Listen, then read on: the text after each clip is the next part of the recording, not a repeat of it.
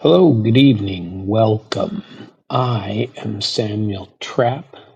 This is International Flavor. You are listening to damradio. Our shows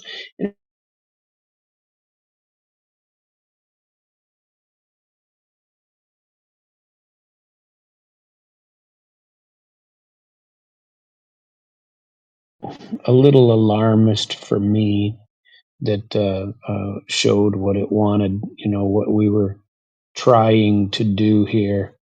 And I didn't really care for it all that much. And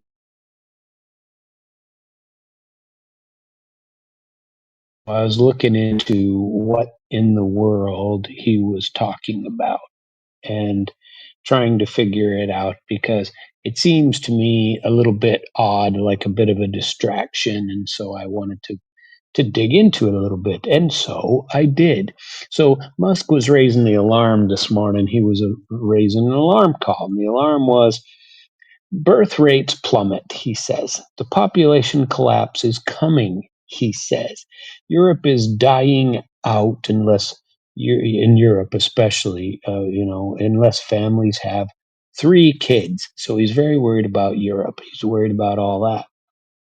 So there were tons of audience reactions. There was, I don't remember, there were well over a million views of this thing and people having a look at it.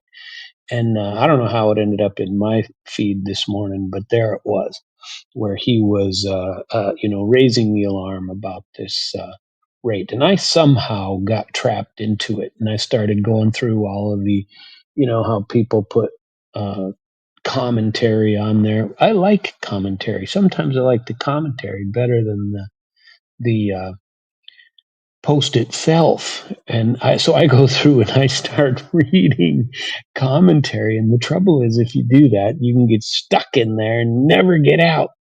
And you'll be reading commentary for the next several hours, which is, uh, yeah, I got stuck in there for, I don't know, half an hour, 45 minutes maybe. And I got to one pretty crazy one, that we'll get into because now I spent a few hours today going through and preparing this comment just because I got stuck in it. And so I I don't, and frankly, I kind of believe it to be a non-issue and a distraction because these things about birth rate and we've got Europe dying out. Other people say overpopulation is coming. Other people say, we have other sorts of conspiracy theories that come up. So let's get through some numbers, some causes, some fantasies, some distractions of what this is going to be today, and Musk being, loud about this issue. Obviously, he feels, pretty jazzed up about it. He's had how many kids? I don't remember, some huge amount of kids, 13 or 14 that he has fathered. And I didn't even do any research into that to go and find out if they're all with, how many, as they call them in America, baby mamas he's got to take care of. But he's got billions of dollars. Most people, him saying have two, three kids, most people, you know, are especially young people are trying to figure out how to afford one. They can't afford these kids, so it's pretty rich for him to be claiming that we need to have more children. It's easy for him. He can hire all kinds of nannies, but if you got to work, a little bit more difficult to get that going. So I wanted to go into this as a little bit of a roadmap of what we're going to discuss today. It has to do with this depopulation, overpopulation. One or the other can't be right, can it? Are we going to be overpopulated or are we going to be underpopulated? Are we dying out? What are we doing? What is really going on? And what in the world does it have to do with any of us or the government? Or why should we be alarmist? Or why should we be creating podcasts about this and having a look at it? But there were some interesting things that came up as I got digging into it. One of them was this UN replacement migration report. Somebody, when in discussion with Elon Musk's commentary this morning, said that they posted this UN replacement theory or replacement migration report.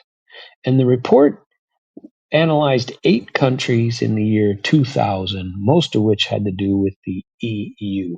Okay.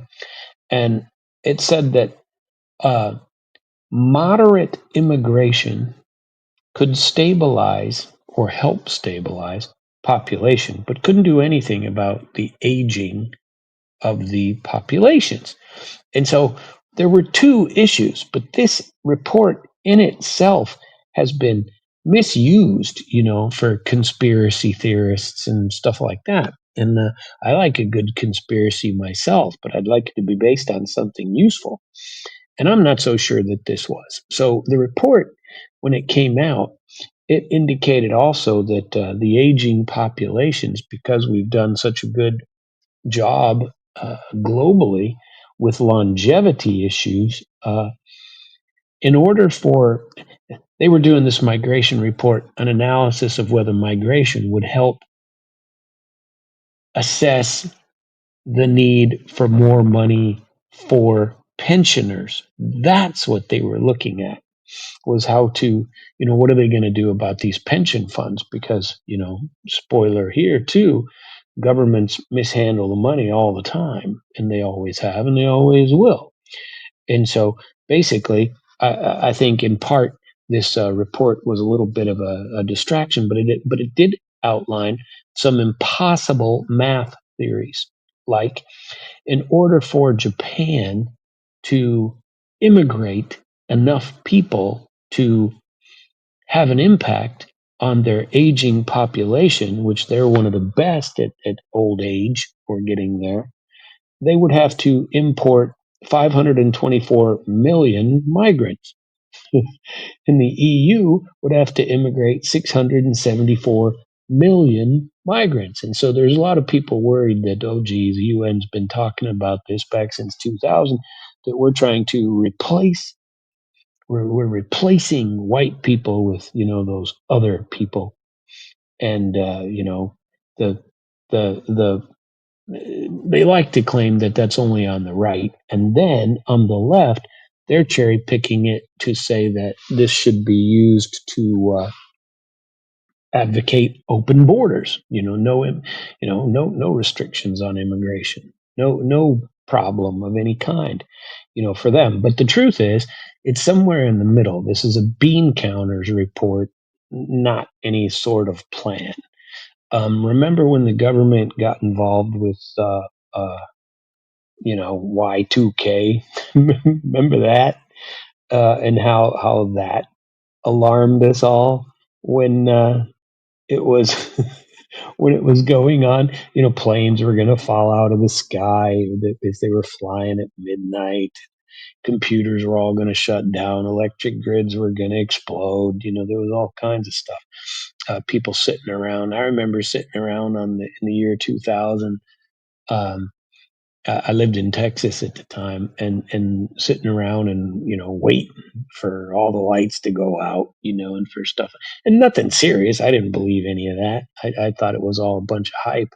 But I also remember thinking, well, it kind of makes sense. They haven't done anything to go after the year 2000, and they can't go to 2001 because they have to start the count over. It was some weird reason that it wouldn't happen. And what a distraction it was for the gullible. And I didn't think anything would happen. I thought nothing would happen. But I also saw, and nothing did happen, as far as I'm aware. There wasn't anything that happened that night that hurt anything that I recall. It just, you know, um, it just was another New Year's Eve sitting around. I had kids at the time; they were all younger. Um, they were younger than they weren't out partying. Let's put it that way. And we were all at home and having a a very good time. Doing whatever it is we were doing. So we start this morning with Musk saying everybody needs to have 3 kids, right? We then go on to hear people in their conspiracy theories discussing this great replacement migration report. And then there were also some other entertaining ones, but we'll get to that in just a minute about the small argument that a few people got into that we'll, that we'll include just for entertainment's sake here. But I wanted to look at some of these great um, theories that come out and whether we should be panicked or not. Do you, I don't, frankly, I don't think we should be panicked. And I wonder why we are really even worried about Elon Musk having 14 kids. So his track record is, you know, boy, this boy is a sex having fool. He's out there unprotected sex having.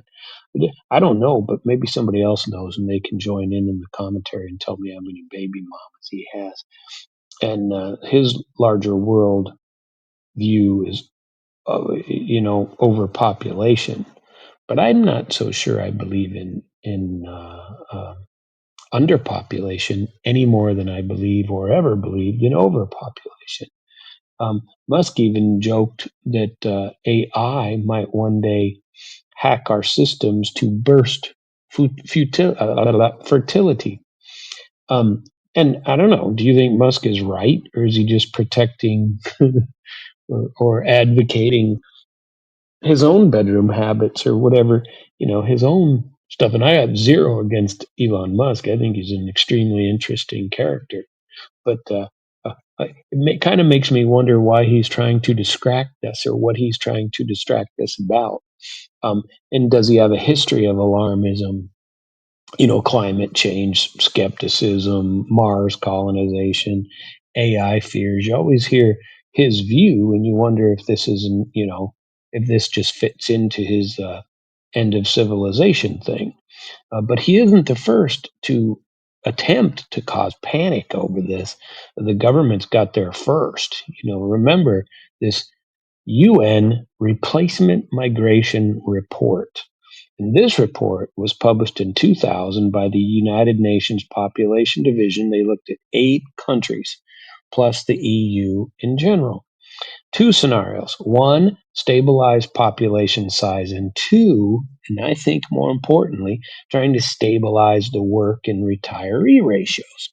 Because remember, these, especially in Europe, they have these great social deals where people get their pensions and everybody's trying to raise the retirement age, which is pissing off people my age because that means they have to have more, they got to work longer. And then a lot of people want to moderate immigration, or they want to cancel immigration into Europe of those other people. I don't really care about that. I don't have a dog in that fight one way or the other, even in America. I always said that in America, I prefer legal immigration over illegal immigration. I certainly don't want that. But, it talked about these impossible math figures as far as using immigration to combat the decline in pension funding or the number of people necessary to continue to pay the pension funding because the population is aging at such a rate that in order to collect enough money to bring it in, they're going to have to, in Japan, for example, immigrate 524 million, the EU 674 million, Germany 188 million. That's what the report came up with. Right. So the lesson is immigration, and even from that report, is immigration isn't going to stop aging, and it isn't going to do anything about your pensions. So Elon Musk saying we're going to, die out if people don't start having babies. I truly don't believe that. And we'll get into that. That'll come further with some of the other things I figured out. This great replacement conspiracy that some people have used say that UN and elites are plotting to swap native populations, white people, that means in Europe, white people, and white people in America. They're going to swap them out with these people of color. That's what's going to happen. And the left wing uses it to say, geez, we're all dying out. Open the border, tear down that wall. And they start playing Pink Floyd. And the truth is, it's all bean counting. There's no policy, no plan. It's just math. And the math is skewed on top of that. The math. Why would we believe people who are going to tell us, for example, that Y2K, at midnight, everything is going to blow up, 300 billion spent on fixing stuff, planes were going to fall from the sky, zip happened, population panic is pretty much the same. History of demographic panic everywhere. Famine predictions in the 1970s, population bombs, the population explosion is going to get us. They're all wrong, but they've all been used politically. Maybe we could get Annalena Baerbock, a 360-degree mathematician, to come in and say, that's a 360.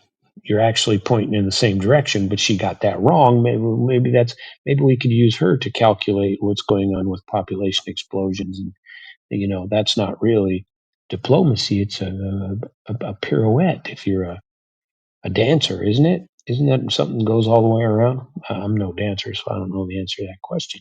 But let's have a look at what this report actually says. The UN says that the population is going to peak, and I wonder if that means it's going to go back down. It's going to peak at about 10.4 billion people on the planet in the 2080s. Well, if the population is going up, it's got to be going up, coming from somewhere, right? And there's another organization called the IHME, International Human Monitoring, or something like that. We'll get to it in a second. I wrote it down somewhere and I'll find it for you. But they say, and it's basically University of Washington, says they're going to peak at about 9.7 billion and then fall to 8.8 billion by 2100. So that really this isn't anything wrong. It's not going to be overpopulation, but that it's certainly going to go down over time. But think about this. Here's the breakdown, kind of by continent. So the rate, the birth rate in Africa, in order to replace or stay the same. Here's the allegation, and every report that I've read today, and there's been quite a few of them, says that in order to keep your population stable in any given area, you need a 2.1 birth rate. 2.1 children per woman has to be, born.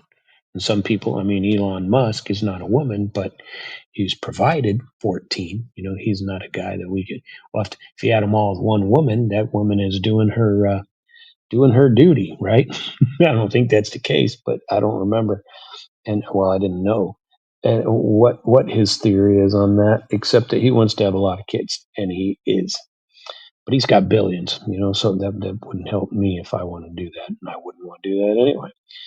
But in Africa, they're at approximately 4 children per woman right now. So Africa's growing, and they're projected to fall, but they're still above 2 until late this century, is what they're saying. Asia is falling. Now, I was unaware of this, but all of Asia, they're at about 1.7, and they're projected to fall off further as well. Europe, they're at 1.6 on average and 1.3 in many of these places, quite a bit lower. Latin America, and this I found interesting, they're at 1.8 as of now. And also, so everybody's below. And it's the same thing with North America, 1.8 under. Oceania, they're at 2.1. Those are your places like Indonesia and stuff like that. In the historical context, world fertility was at approximately 5 in 1950.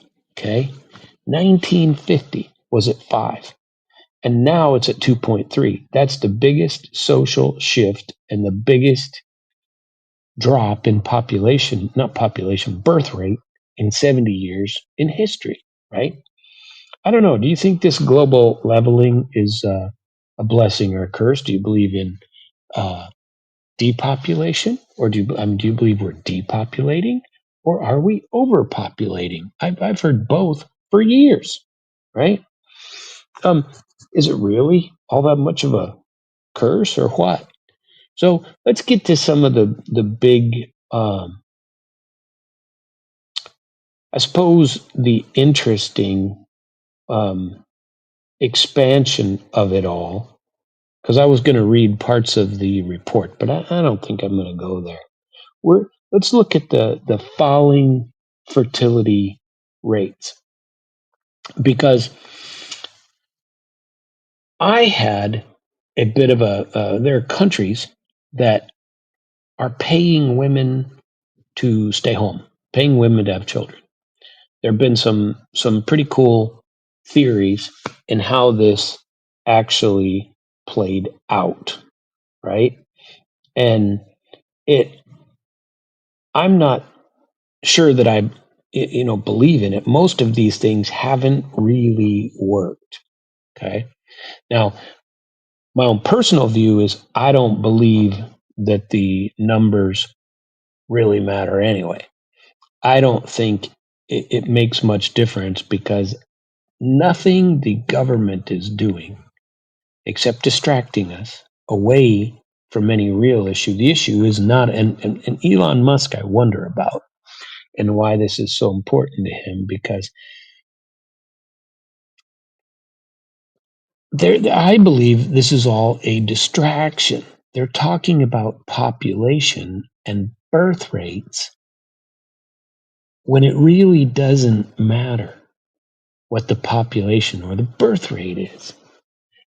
What needs to be discussed is the misuse of the money that the governments, and I'm saying all of them, that these governments were supposed to provide for the people who worked. Let's take America as an example, because obviously that's the one I'm the most familiar with. I remember in high school, you know, people saying that by the time you turn 65, Sam, they're better have some money of your own, because the system's not going to be there to protect you. System's not going to be there to protect you. And this is America. Now, America, we've always talked about taking care of yourself to the extent possible, but the big safety net is Social Security, and everyone is supposed to get Social Security because everyone paid into Social Security, right? And based on whatever those calculations are, and I don't remember, they change over the years, and who really cares? And then about 10, 12 years ago, whenever it was, I don't remember, they said that anybody born after 1960 or something like that was suddenly going to get pushed. He wasn't retiring at 65. He was going to retire at 67. They added a couple of years to the calculation. Wait a minute, that's quite the scam. I start paying in at age whatever, when I first start working, 16, 18, whatever it is. Isn't that kind of a contract that you've agreed to make with me, that you're going to take care of me, and I'm going to start paying into your tax system for Social Security? And aren't you then supposed to provide for me? According to that contract, you were going to start providing for me. And obviously it's not a contract, but according to that agreement, when you started taking my money, this trust fund of money that was never going to disappear, that money was always going to be available to provide for me in my old age, starting not at age 67, but at 65. Is that a lawsuit for me? Is that something that I get to come out and say, wait a minute, you jackoffs have interfered with my ability to pull in the money that I was promised by a system, and you changed it after I had already entered the system? You shouldn't be able to change that system until after anybody born after you change the system, or anybody that enters the system after you change the system. Not those that are already in the system. Does that make sense? A little hard to explain, but it should be that since I started paying into the system at age 16 or whenever it was when I started working, and I started paying over the years, and I entered early, I should either be able to exit early or I should be able to, I don't know, have some sort of guarantee that this money will be available for me. But it's not. And so, frankly, I'm of the opinion that this migration report, which even back in 2000, when it was first broached, the subject was put out there. People started using it to go, geez, we better start immigrating into Europe, and we better start immigrating into America. Our population rates are low. Well, it happened in other countries too, because other countries are subject to the same sorts of depopulation. And the problem isn't the failure. Well, whether it's a problem or not, we need to decide. I personally wonder whether it really is a problem. I tend to believe it isn't a problem. I tend to believe that people have changed culturally. Women are now educated. Women now have the option of birth control. Whether you agree or disagree, women have the uh, possibility, the right, whatever you want to call it, in most countries to abort a pregnancy. And, we'll get into that a little bit here. Um, and so these things in history have certainly changed the perspective and have certainly changed reality. And so that, coupled with the fact that people are getting older, which they are, and are living longer, which they are, is a double whammy to governments trying to provide for their aging citizens. So, what are they doing? It's very dangerous for them because people that enter this system or have entered this system with the double whammy start to talk about, wait a minute, just the things that I just talked about. Um, how in the world can you not give me my my pension when I paid into it? And then, for example, let's talk about Nigeria. In Nigeria, they want to have more children, and why? Why do they want more children in Nigeria?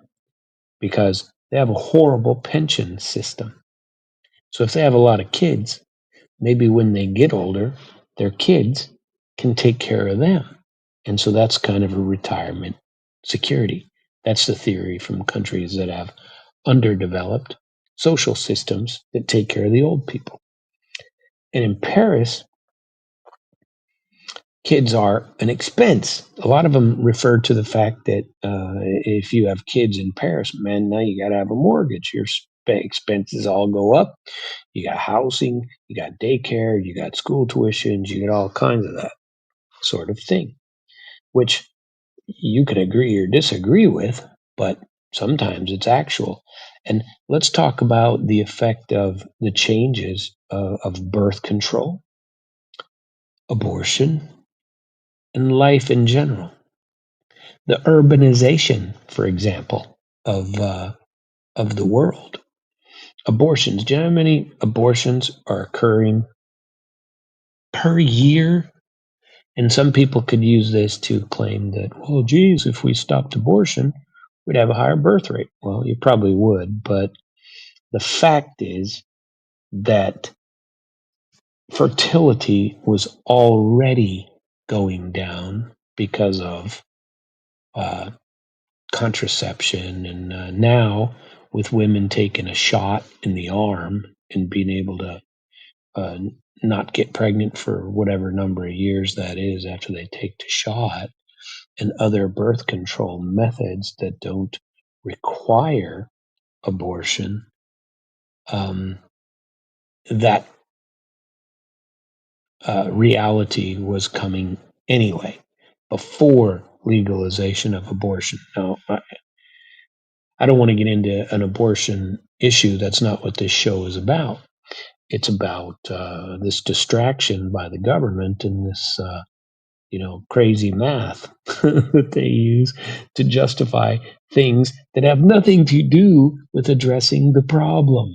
Okay, it's both of them have used this. Maybe it was because the report was misnamed, but I think it was misnamed on purpose. If they'd have mentioned anything having to do with pensions, hey, we got to figure out what to do with our pensions because everybody has misspent the money that they were supposed to be holding on to provide for pensions. There'd have been all kinds of uproars. There were anyway. But instead, they write this report that calls it migration replacement theory, 177 pages, and it's mostly dry facts and figures and looking at these countries. But what they came up with was certainly mislabeled and used because they mistitled it. And instead of talking about dealing with an aging population, they talked about migration as an effort to do so. And so that was a huge distraction. And so lifestyle has changed in the last 70, 80 years as well, right? Lifestyle's different, whether you want to call it selfishness, whether you want to call it a Western trend. I told you I'm reporting from tonight. It's a pre-recorded show. Well, it's not right now. I'm on my Podbean live stream, but I'm going to use it for a recorded show for my Tuesday night because I'm going to be traveling back to the United States. Right now, I'm located in uh, Lithuania and in Vilnius, and these people party like rock stars, all night long. And the places is still cruising, still beer flowing. All the young people are out, and it's the same all over Europe. And they party till 7, 8 in the morning. In America, it's not usually that long, but we still haven't changed our lifestyle as well. And people are, they want to party until they're 40. People aren't getting married. People don't want to bring children into a world that they can't rely on their husband or wives. We got war everywhere. We got expensive this and expensive that, and people aren't preparing or don't want to prepare for a family, or they're afraid of the family. The opinions have just changed on all of that. And I don't know that it's not positive. There's still plenty of people out there having babies, but the rate is definitely on the decline, and it is definitely better than it was even when I was a kid. And people are just, uh, you know, sex occurs, babies occur, and a lot of people don't have abortion and won't consider it, and so they uh,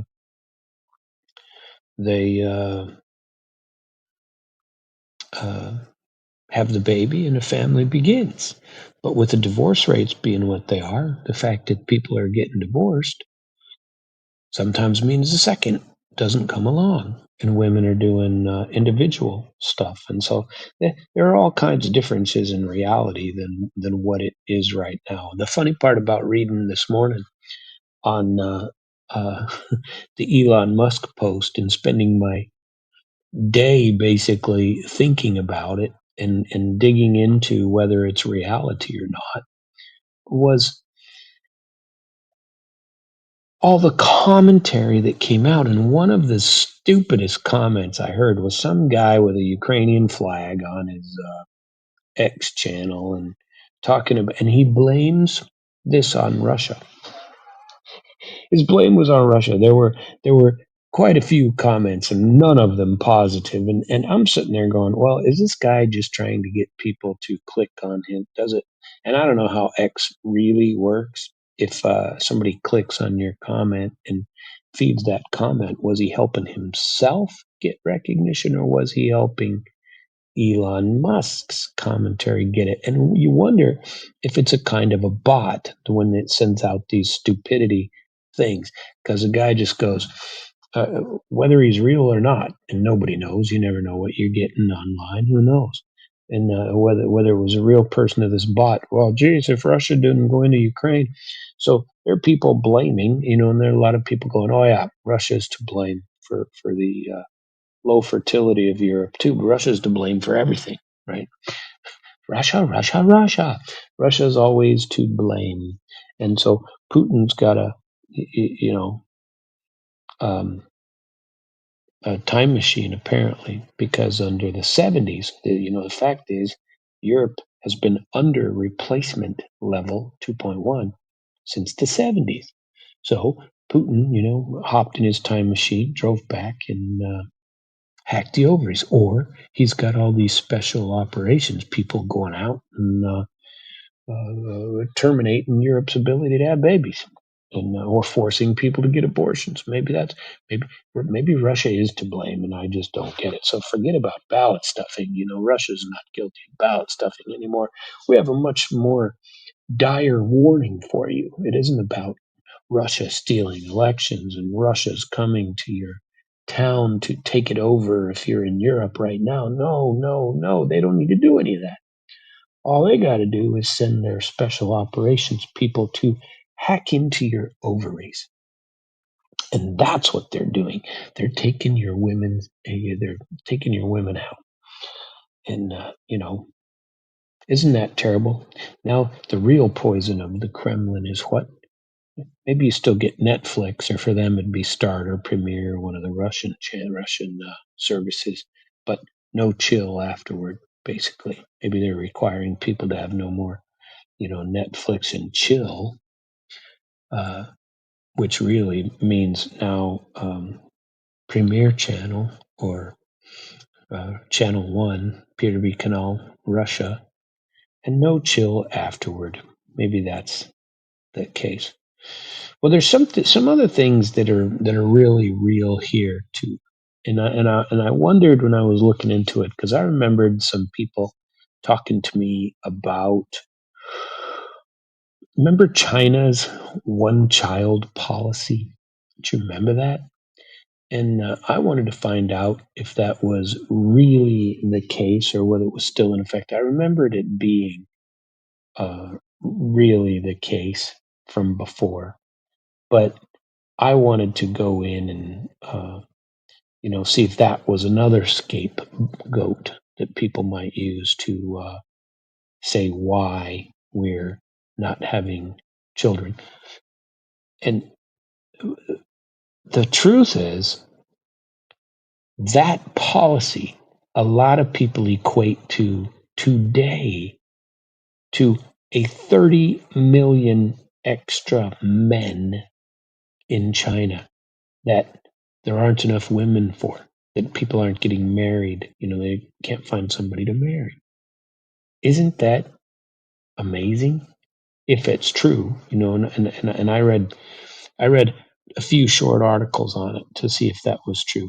I mean, and that was in China, and they had an actual policy. That policy went on until something like 2014, 2015. It was like 1979 to 2014 or 15, and they got rid of it. And they immediately went to, we need you to have 3 children apiece.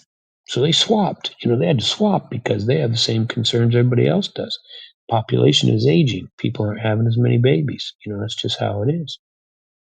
But there are people like in South Korea and in India, they didn't have any sort of one-child law, but their sort of patriarchal systems kind of drove the same skewed technology. They didn't want to have they didn't want to have girls. There was abortions after the development, and the reason it's important, especially in these 3 countries, the technology created a demographic disaster in these countries, and government meddling increased it even more in places like China. And so what happened is that people were getting pregnant. They would only have one child. They're going and finding out the sex of the child, and if it's a girl, they were aborting it. They'd try again. And if it's a boy, they'd let it be born. Or there was a huge abandonment part of girls that were born and sent to adoption or left on doorsteps of orphanages and stuff like that. Isn't that crazy? I mean, how have governments tried to fix this over the years? There's a few interesting ones that are going on even now in the ways that people are trying to fix. Some of them are fantasy that you can't fix a problem in this way. And so Elon Musk commenting on it, I'm wondering what his whole point was, why he is commenting on it, and what ideas he has. His idea was everybody have sex, start having some babies. We need some more babies. And Europe is going to die out if you don't have more babies. Well, the UN report said Europe is gonna die out if you don't have more babies, but maybe there's another possibility of immigration being able to help. But that report concluded that that wasn't going to help either. Okay, so uh, especially in Europe, because in Europe it's so expensive. If you're an immigrant coming in, that's not going to fix the problem either. And remember that they got to come in and do something. They can't come in and be another drain on the government. And a lot of times that's what's happening. That's the accusation in America, is that they are a shadow economy in America. They're coming in and they're not legally authorized to be employed. And so they're in a shadow economy. That doesn't contribute to the system anyway, does it? And so legal immigration might help, but illegal immigration isn't going to do you any good at all. And especially if they're just coming in and squeezing cash out of wherever they're going to squeeze it from. That's how it works. I mean, in France, they tried, and France has been probably the most successful. They get allowances for having children, money, straight money. They get daycare. They get tax breaks, and their fertility saw a little bit of a bump, but they're still at 1.6, right? Russia, there, they're still doing it. They're having these things called maternity capital. You get a chunk of money for having a baby, and the more babies you have, the more money you get. And they get maternity capital. They get money for mortgages. They get bigger houses. And their replacement rate, their childbirth rate is still 1.4 per woman. Hungary and Poland have tried to do similar things. Loans, giving people money, letting them get bigger houses and having better better call-ins. In America, it's all about your tax break. You get your earned income credit or your tax break. You make more money. That means you're going to want to have kids. You get married and you're going to want to have kids. And I remember that when my kids were young and getting that huge chunk of non-tax paying. I liked it. I'd get a friggin' chunk of money every year back in my taxes, which was kind of fun. Um, but Korea and Singapore have spent billions of dollars trying to get people to have babies, and it isn't working. They still have one of the lowest fertility rates culturally, and theirs is less than 1.7. Women aren't having babies at all. So the lesson from this, when the government interferes, is that money changes when people have children and not how many children they're going to have. It doesn't help. Multiple kids isn't going to help. If the money is going to be different when you have a baby, your expenses are going to go skyrocketing. And if the government kicks in, that might help, but it doesn't mean you're necessarily going to stay home. I was having a thought process. Maybe we should, as America, put up some kind of an incentive to have people stay at home. And so I put kind of together my fantasy suggestions for dealing with these fantasy problems. Because this really isn't a birth problem; it's a pension problem, and we should deal with a pension problem in a different way than you're going to deal with a baby problem. Because remember, these reports were put out only to let people know that you needed to increase your population, your working population, so that the taxes can be collected to pay for your retired and social recipient population as they get older, because there are far more older people than they are. And so, what are their options? Raise taxes. Their options are increase the retirement age, which they've done during my lifetime.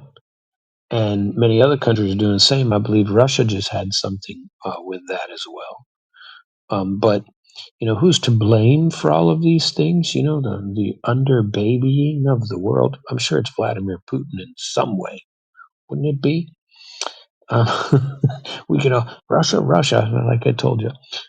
Maybe Russia has these infertilization, just like the disinformation squads that were allegedly going around the world, uh, disinforming people or spreading bile and trash and lies. Because people are so stupid that they can't determine for themselves what the truth is. Oh, and it's always Russia's fault, right? Because Russia is spending all of their time. They are so non-productive that they have all the time in the world to sit on the computer and spread out disinformation. So I got to thinking, what if we uh, paid mothers a salary, like in America, like your salary, not through your employer, but through the government, that you get a basic salary to have a child, and you stay home and you raise that child yourself. Nothing huge, but or put people on for the first 3 years of a child's life, husband, wife, somebody, stay home and raise that child. Or you can have your nanny paid for. I don't know. Maybe there are ways to do it if you think this is a problem. I'd like to see some family support anyway. And we're doing it in America through the earned income credit and the tax deductions and all of that. But, you know, I don't believe that the decreasing population, because of the decreasing, and actually it's not even decreasing population because the populations are increasing, but the replacement population is not. The populations are aging. And so the aging is a completely different issue than depopulation. And if you can deal with your social security issues, like in America, or your pension issues in other countries, that should be the focus. And in America, this is somewhat important, especially to me. Closer I get to retirement age, right? So the real crisis, as we all know, is aging and pensions, right? Longevity. See, right now, the global life expectancy globally is 71 for men, aged 71, and 76 for women, right? And in Japan, women are living on average to age 88. They're the highest. They're living for a long time. So that's 30 years of pension at least, where they're on average, and quite a bit of them, that's only the average.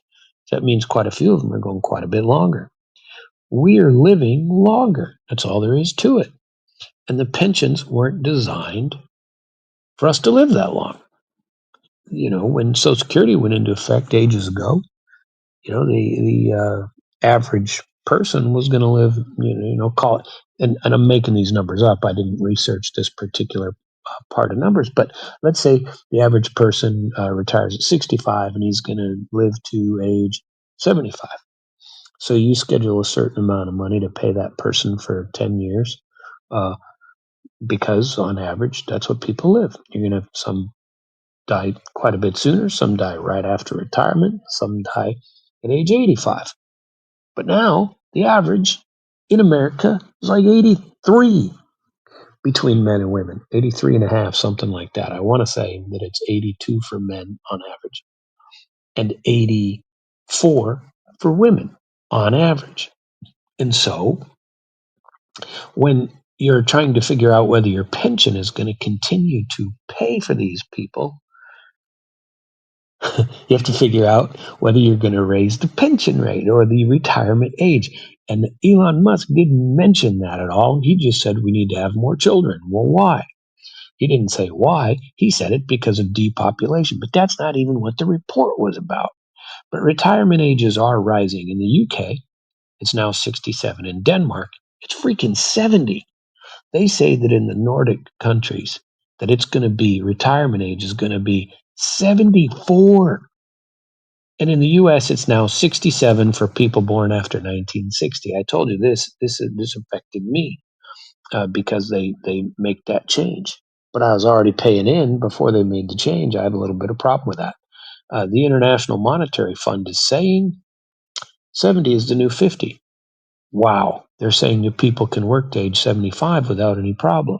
So the translation is better get used to it because you're going to have to work longer because all governments are going to increase retirement ages. It's just going to happen. And your pension maths are going to go crazy. Most systems are pay as you go plans. The workers of today are funding retirees of today. Now, that's not what Social Security was supposed to do. But I can't tell you about all the other countries and the numbers that they have and the monies that they have. But most of them are in the same boat. It's present workers and present employers who are funding the retirees who are present retirees.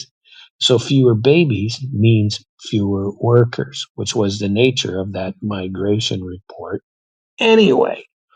So the real issue isn't fertility, it is decades upon decades of government mismanagement. Leave it to the government to screw up anything that it comes into contact with.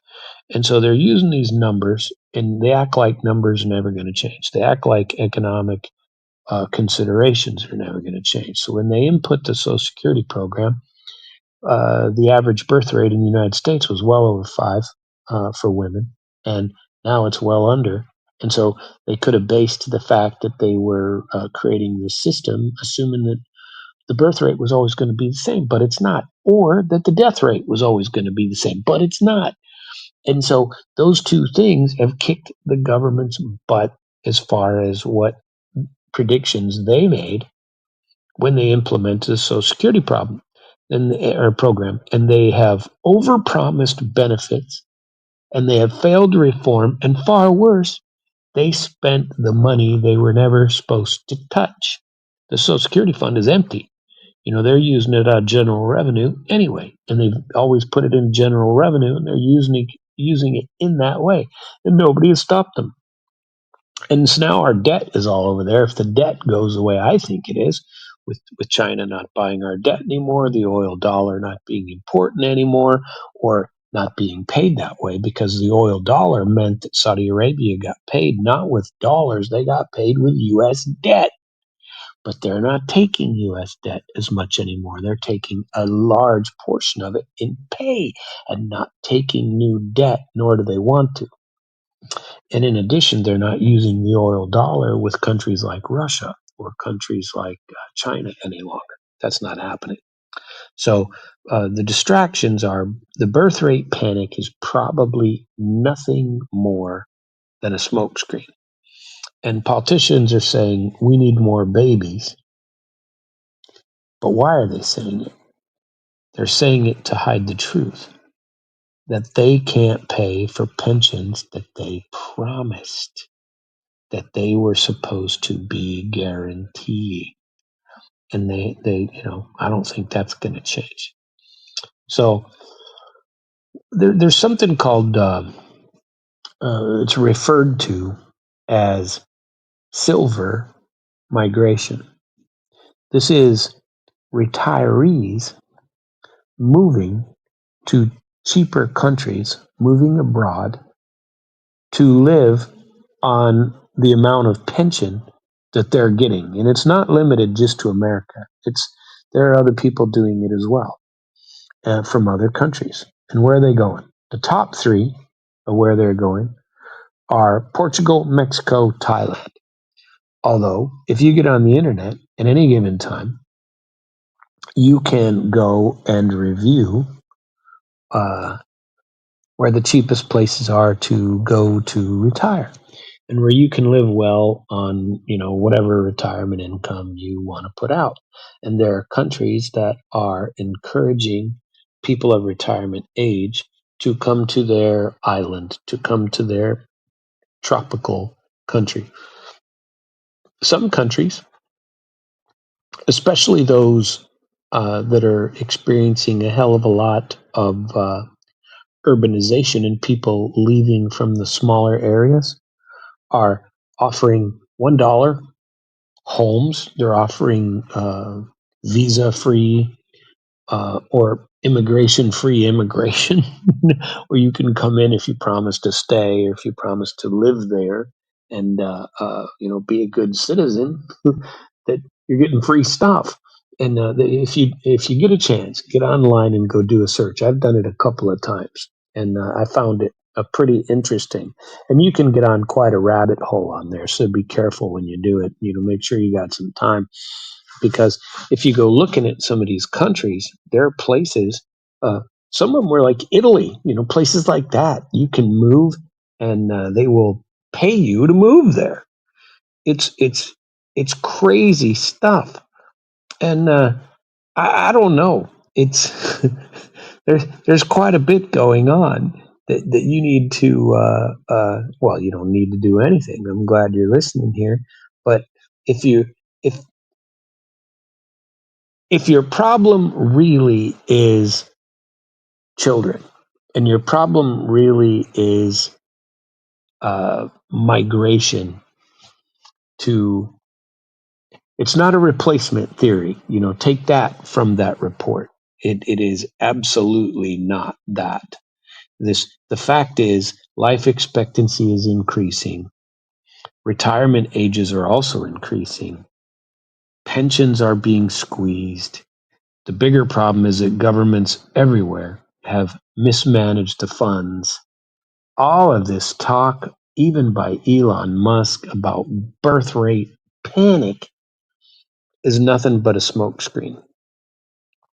Um, so, with governments raiding pension funds that they've overpromised, people are wanting to live more cheaply, and they can do so by going to places like Portugal, Mexico, Thailand, Brazil, any of those places where it's cheaper to live, so that they can stretch their pensions where costs are low, or they're having to do it. So, what is the lesson from all this? In all seriousness, what's the lesson? What is the lesson? Musk's panic and the UN's math, or creative math, or lack thereof, or whatever it is, or the mislabeling of that report, is some kind of a migration analysis, which scares people and people are using for their own dastardly purposes. Are the biggest lesson is, don't rely on the government.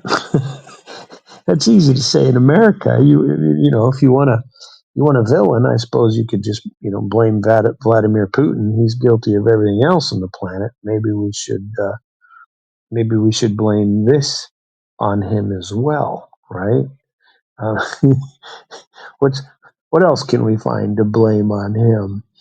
Um, you know, uh, Elon Musk, God love you, but I don't believe that my day was well spent going through this alleged crisis that you're having. What about the real crisis is men are living as 71, women to 76, retirement ages are climbing. 70 is the new 50, pay as you go for pension, work to retiree ratios are collapsing anyway. In the 50s, they were 4.1, and now they're 4 to 1, and now they're 2 to 1, and it's expected to be less than 2 to 1 by 2050. The U.S. Social Security Administration is forecasting its own shortfall, saying we're not going to have money to pay for the current retirees by 2035. Well, they've mismanaged those funds. Those funds have disappeared anyway, so they're going to be paying it out of regular funds. And the government has mismanaged fund, and all this other stuff is nothing but birth rate panic to be used as a smoke screen. The baby problem isn't in the crib.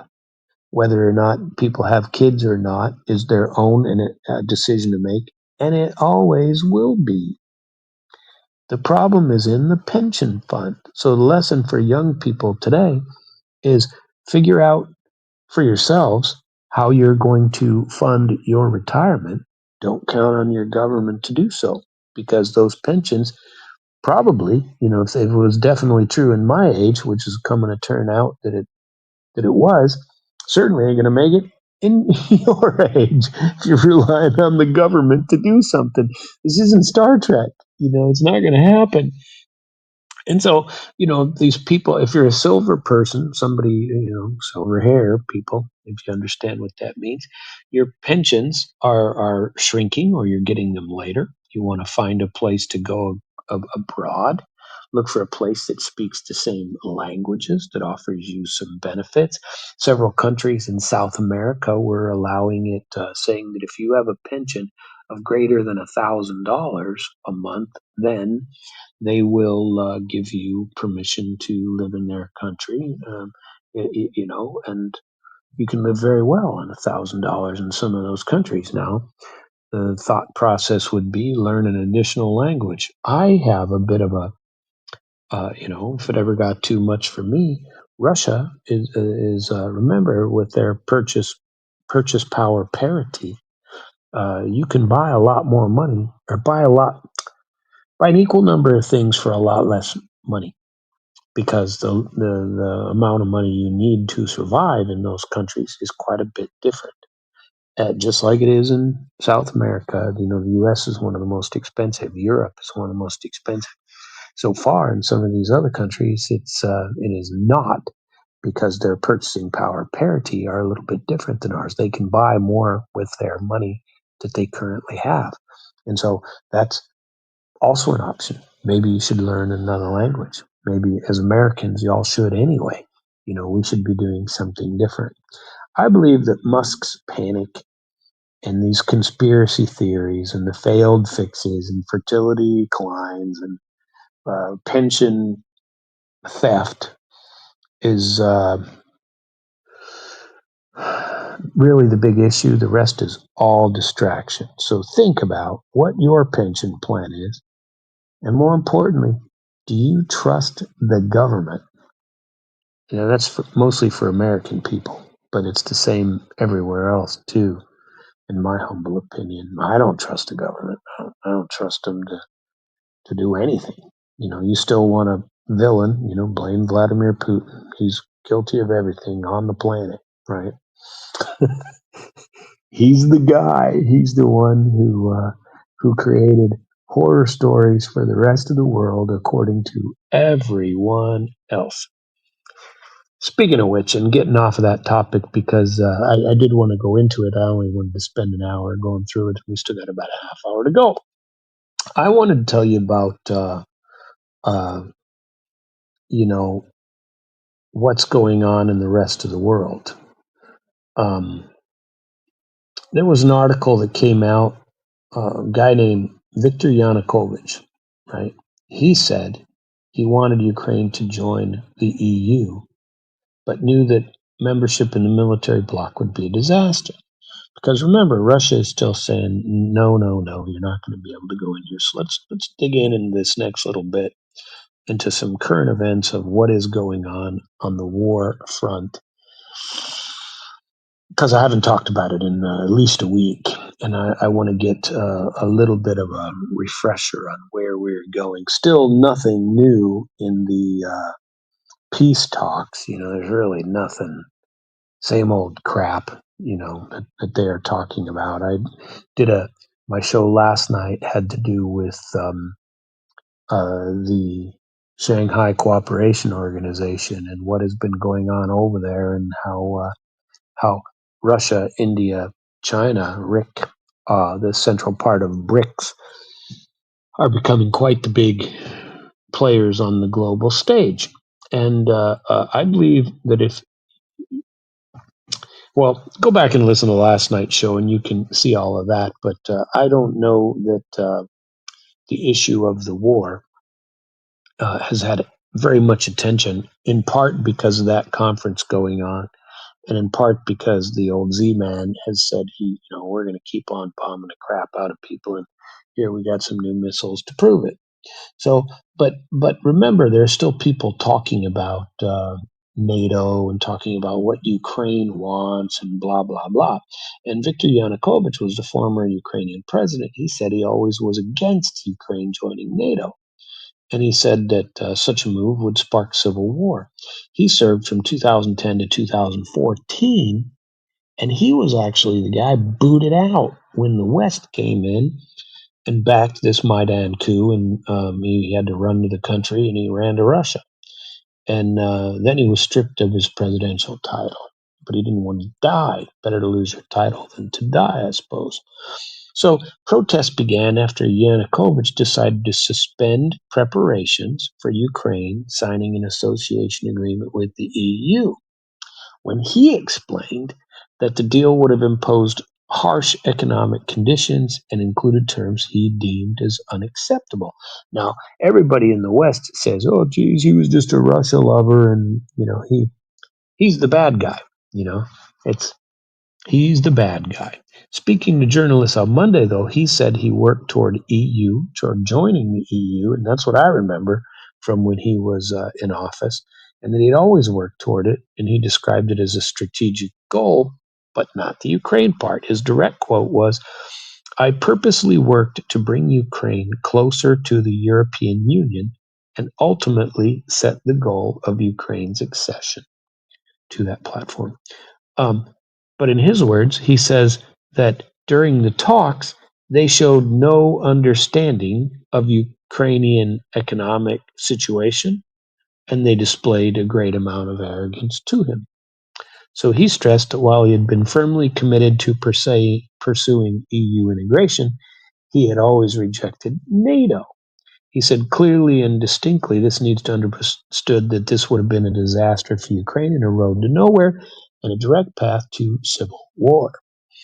And I'm not sure I agree with that, but it's interesting to hear what he has to say, because he was trying to play a little bit like Lukashenko in Belarus. Sit on two stools. Don't be anti-Europe. Don't be anti-Russia. And he was trying that end, like many others, like Hungary, like Serbia, like a couple of those that still want to have strong ties with Russia, especially in the buying of cheap gas and whatnot, which they want to do. But uh, he was trying to straddle that fence. But remember, Ukraine was going through some stuff, and the West was definitely pushing to get rid of him and to move NATO into Ukraine. And so after he was gone, Moscow condemned his ouster as illegal, and then Kiev began to openly work toward NATO membership under the encouragement of Joe Biden. Yeah, and the United States, and all of the history that came from there. We had some discussion about whether or not Putin and Trump agreeing on a summit with Zelensky, because the old Trumpster said that he was trying to get a meeting between the two. Maybe he would participate. But according to the President Putin, there's been, or according to Russia anyway, there's been no deal reached between them on holding talks with Zelensky or any sort of trilateral summit, said Yuri Ushakov on Monday.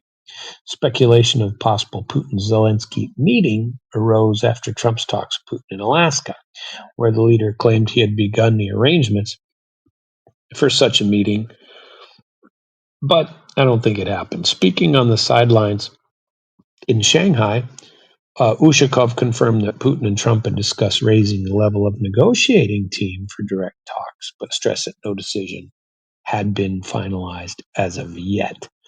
So they said what the press is reporting is not what we agreed upon. They often have talked about a trilateral meeting, about a meeting between Putin and Zelensky, but there has been no agreement on this between Putin and Trump. And he added that while the U.S. delegation promised specific proposals, none have, after Alaska, none have yet been received. I remember seeing, and I was hoping to be able to add something about that from the Z Monster side too, but so far there's nothing at all. So according to Ushakov, the Ukrainian conflict is serious talks between Putin and Xi Jinping and Modi because they're all concerned about the potential for the U.S. sanctions and U.S. Tariffs, high tariffs. Putin said Moscow, he said this earlier today, said that Moscow values the efforts of its partners to end hostilities, promised to brief colleagues on any conversation with Trump during these talks. And he said that a Ukrainian peace deal would hold only if the root causes of the crisis are eliminated.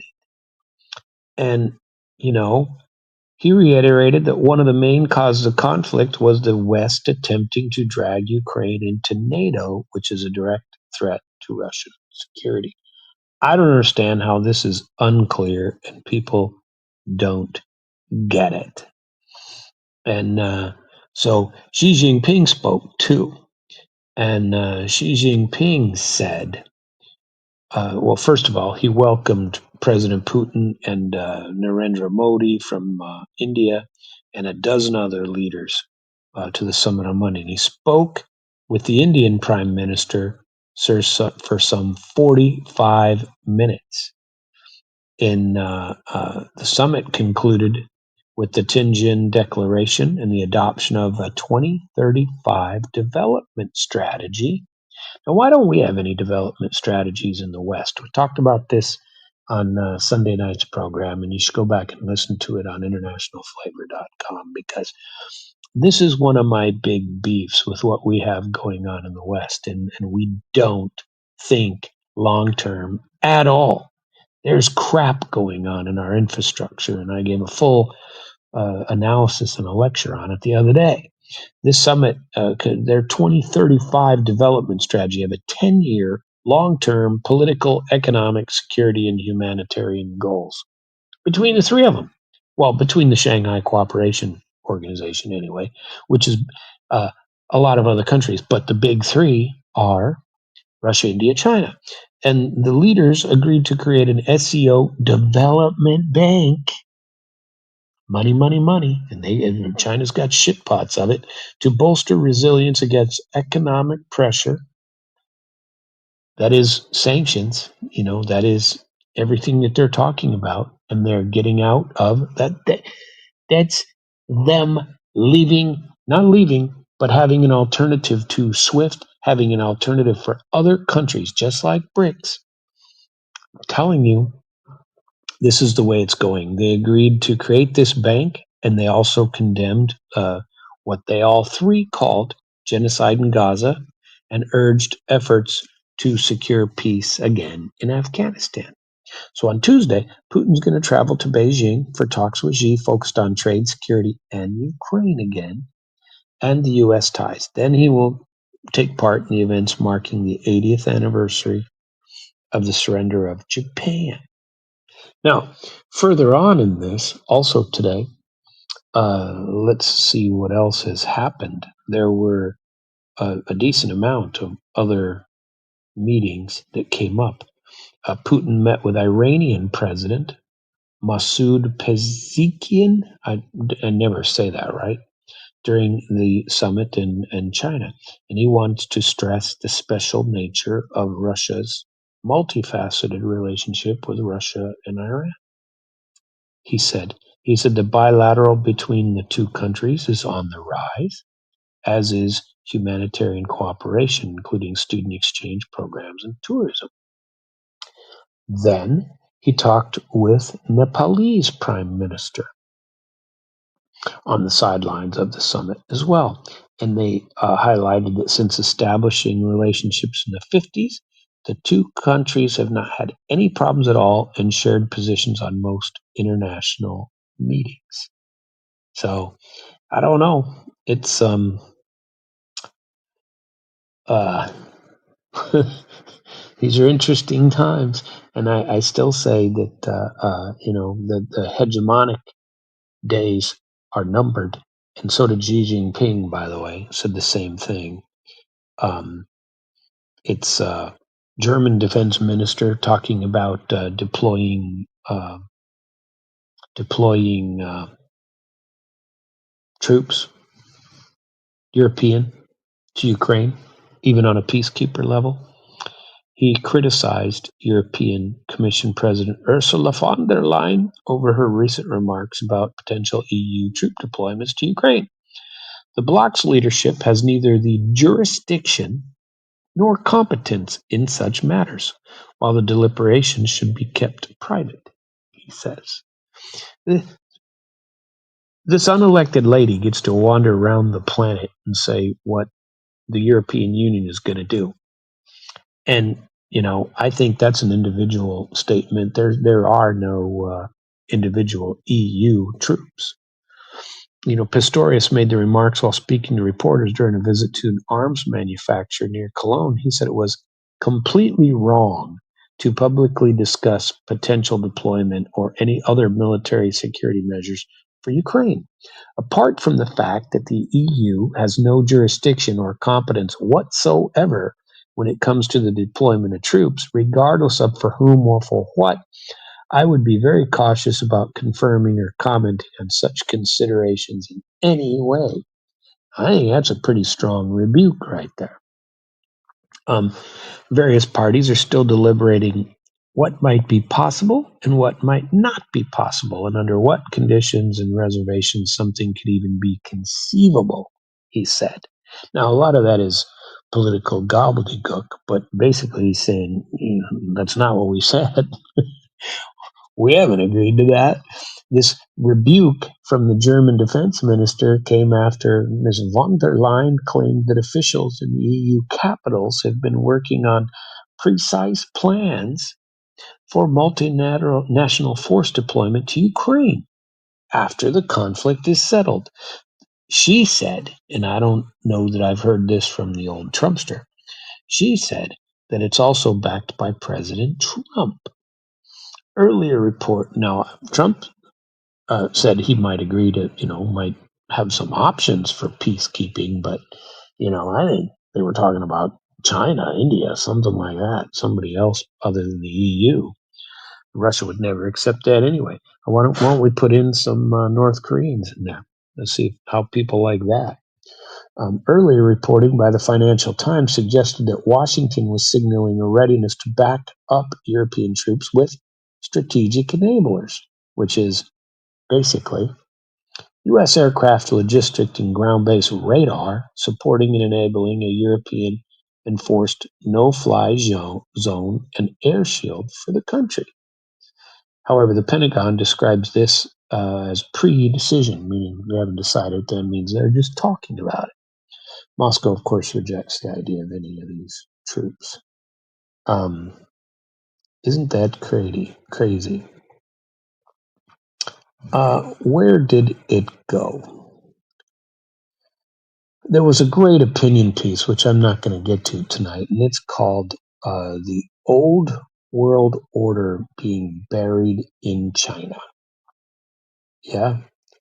And there were a couple of other interesting ones, but where did that article go that I wanted to get? There was an earthquake in Afghanistan. Those of you who didn't know it. Here it is. The Shanghai Cooperation Organization should continue to resist according to Xi Jinping, hegemonism and power politics to help build a fairer international system. This has been being said for quite a few years now. It was a huge topic at BRICS last year. And this was what President Xi Jinping said on Monday as he opened the leadership meeting in Tianjin, if I've said that right. Delivering a keynote speech to leaders and representatives, he said he called the Shanghai spirit of mutual trust, mutual benefit, equality, consultation. Here's an important one: respect for diverse civilization and pursuit of shared development.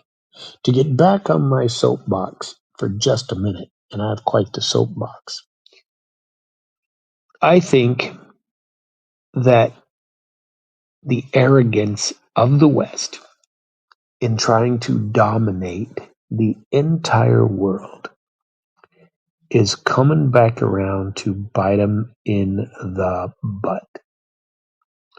And I realize I'm part of that. You know, I realize that my country is one of the big guilty parties in that. And this failure to even consult with or treat anyone even remotely close to being uh, diplomatic is a huge mistake. And we don't treat them, they don't have to be our equals, but you at least have to acknowledge that they're sovereign leaders, you know, and that their countries have the right to go their own way. And all we've been doing for decades is forcing them to come to the table the way we want them to, which ultimately is coming back to bite us all in the butt as they are watching this other power source congeal, this other power joys or be cohesive, get together.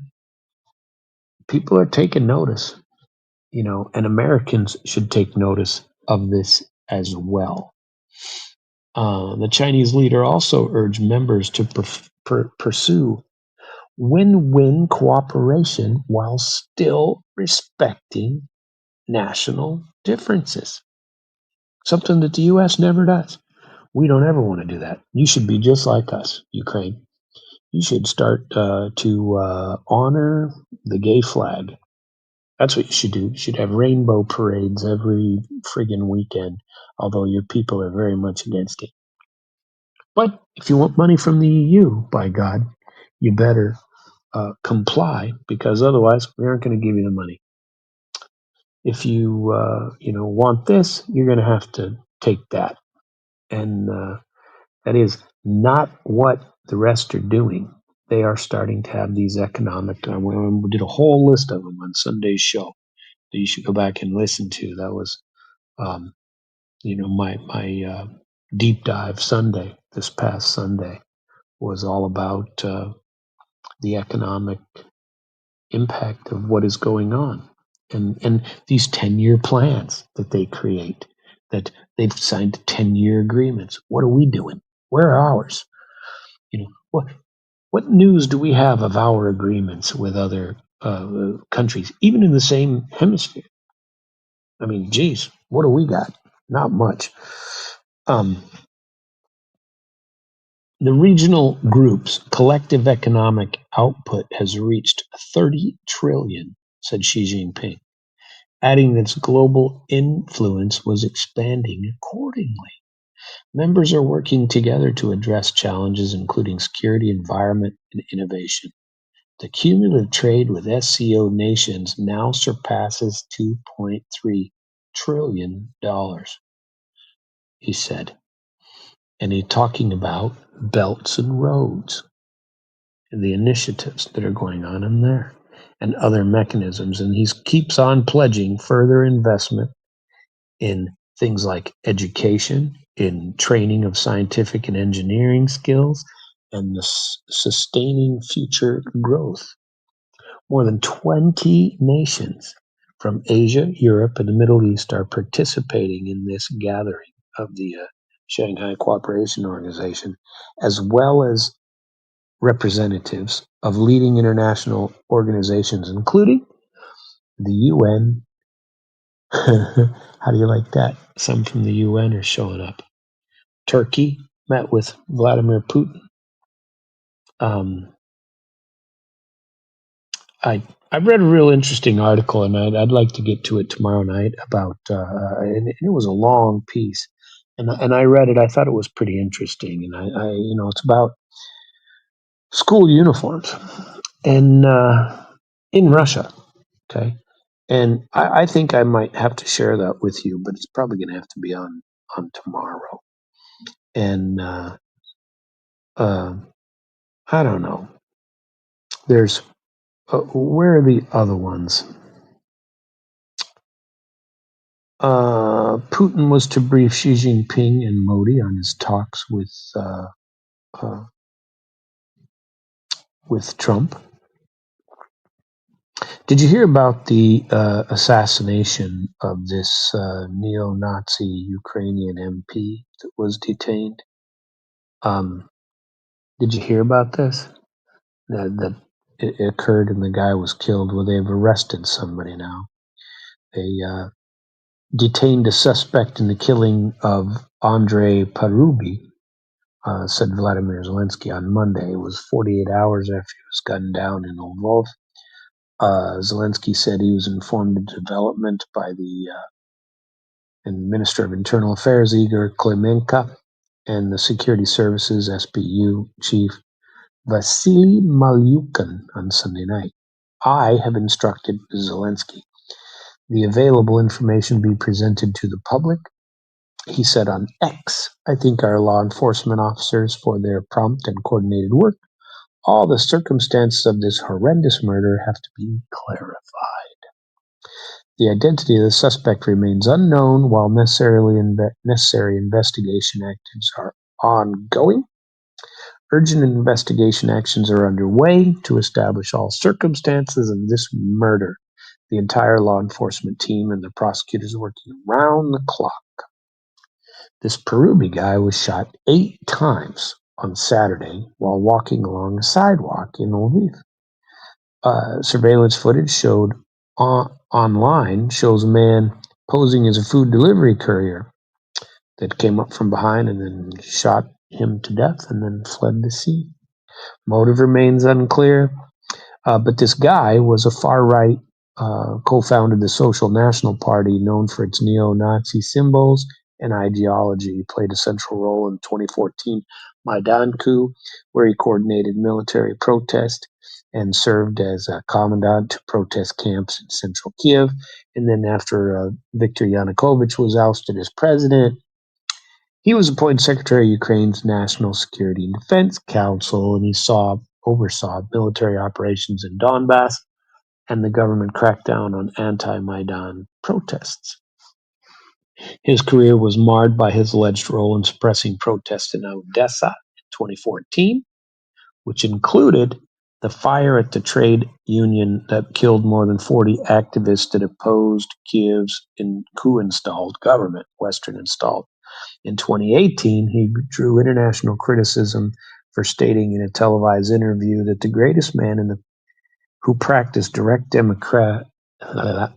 democracy was Adolf Hitler in the 30s.